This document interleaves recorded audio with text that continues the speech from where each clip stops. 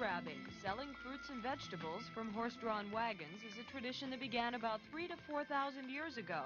It was practiced in ancient African cities as well as in urban centers of medieval Europe and Asia.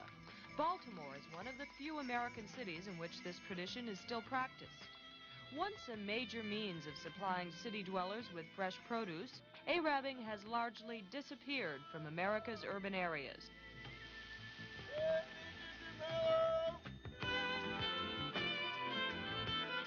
Every time we get a place where we got to stay, we always have to move on, kind of an urban renewal thing, you know. Albert Innes hires out horses and wagons and keeps a stable on Poppleton and Fairmont. Because of urban renewal, he'll be moving again for the 5th time. Give me straight facts. As far as it goes, it looks like it's fading. It's fading away every day. Ain't no sense of me telling no fib on that, because it is. You feel it every day. Yesterday, I went down and bought a set of tags for the wagon, and it's just 83 in the whole entire city that's got tags that's, on these wagons. Where this time, about 2 years ago, would be at least three digits, would be in the, like say 150 or so. That's how it's faded away. Many things have changed for the Arabbers. There used to be a time when they could go to a market for their produce on Pulaski Highway. But now the market has moved to Jessup, Maryland, too far for a horse and wagon to travel. But those who continue with the trade buy from trucks that carry the produce back to the city. Roland Freeman, a freelance photographer born in Baltimore and once an Arabber himself, has dedicated his professional life to documenting black folklore and has probably the largest photo collection on Arabbers. My portfolio on the Arabbers or in Baltimore is sort of centered around that way of life in which I was raised and all of my family was raised. And it's that area of my life, or that period in my life, where I gained the values and the understanding of people, which enables me to do the different types of things I do today. My grandfather and my great-grandfather and my great-uncle, they Arab because they came along at a time that black people just did not have the different alternatives available to them. And so if a man was proud and independent, he became self-employed, and he did what he could do to make a living.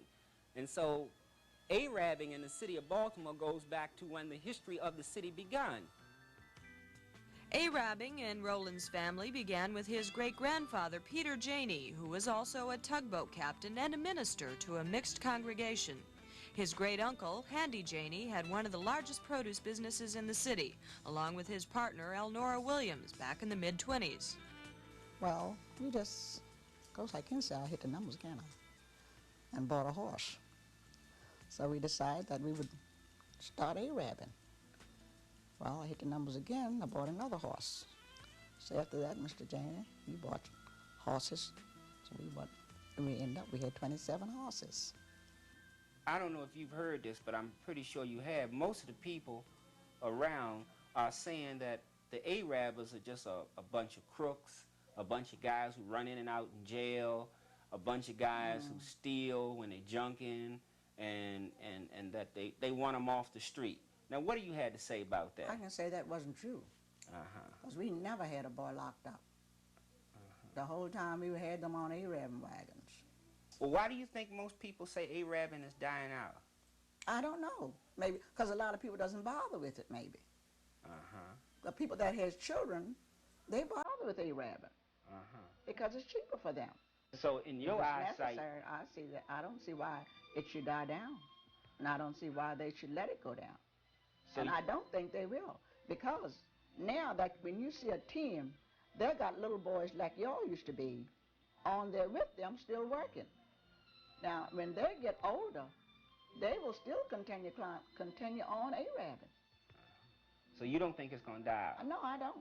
I think it'll be around when I'm gone and be a little longer. Many people wonder where the name Arabber comes from. Well, it's only used in Baltimore to describe the street vendors with their colorful wagons and ponies. One theory we heard was that someone long ago went to Africa and saw Arabs selling their wares on the street and yelling out what they had for sale.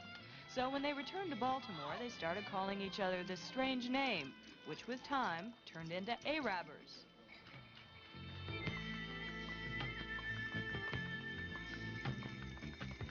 One of Roland's friends, Benjamin Meekins, who everybody knows as Winfield, well, he also Arabbed and owned 5 teams at one time.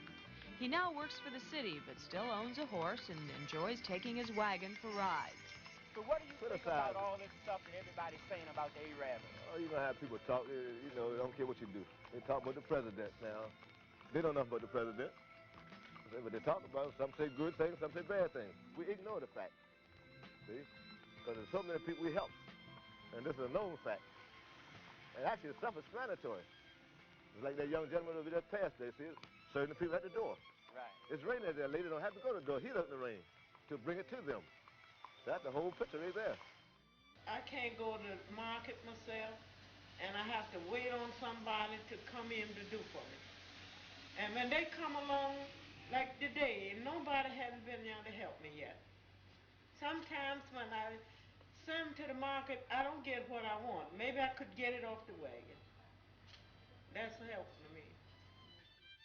I think that Arabbing will always be here as long as the city will be here and as long as there's horse and wagons available, you see, until that whole time runs out. But as we once know it, it's going to be gone.